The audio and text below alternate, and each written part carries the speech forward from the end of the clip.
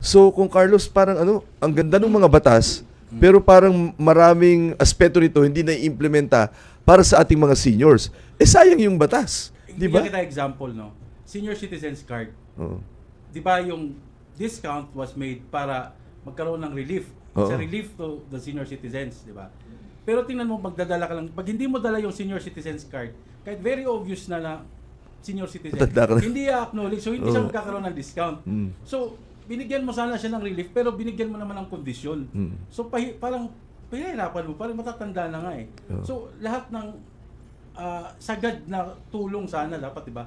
At their convenience, ibigay dapat yun, ayon dun sa batas. Hindi mo, walang konting paghihirap.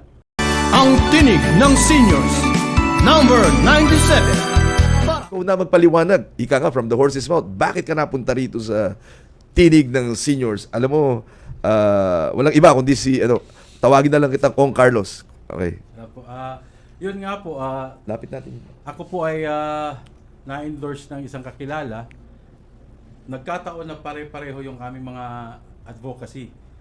Kahit noon pa man, nag-start ito nung pandemic, nagkaroon ako ng, yung aking company na pinagtatrabaho, nagsusupport sila. So nagkaroon ako ng privilege na i-share yung through their mga donations. Nagkaroon ako ng authority na i-spread yung Pinabayaan kami kung saan namin ilagay. So, Pero ito, naka-address sa inyong lahat. Ano ba ang assessment nyo sa kalagayan ng ating mga senior citizens sa kasalukuyan? Happy ba sila? Maayos ba ang kalagayan nila? base doon sa pag-iikot namin, may iba pag tinanong, kinakamusta ko kumusta maging senior?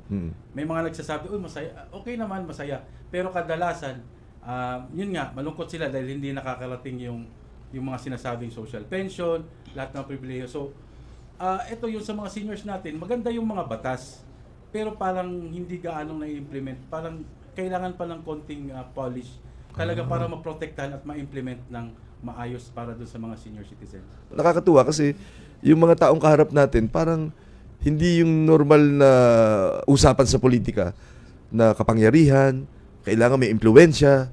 Parang naririnig ko sa inyo, may pinaglalaban eh. May advokasya, no? Sana ganito lahat. Sabi nga nila, sana all. Dapat may advokasya. Dapat may pinaglalaban. Kasi baliwala po ang kapangyarihan, mga kababayan, kung wala tayong pinaglalaban. Baliwala po ang kapangyarihan kung walang prinsipyo para sa taong bayan. Kaya napakaganda nito. Lahat po nating mga kababayan, sa mga lalo-lalo sa senior citizens, mga tagapag-alaga ng senior citizens, ako po nagpapasalamat sa opportunity na ibinigay sa akin bilang para maging first nominee. Ganon din man, kayo din po ay magkakaroon ng opportunity na pag ako ang tinig, yung tinig ang maging makipag-represent tayo doon, maririnig ang inyong mga boses sa pamamagitan sa akin. Salamat, Inyo Kong. po ito, yung tinig sa inyo. Ang tinig ng seniors,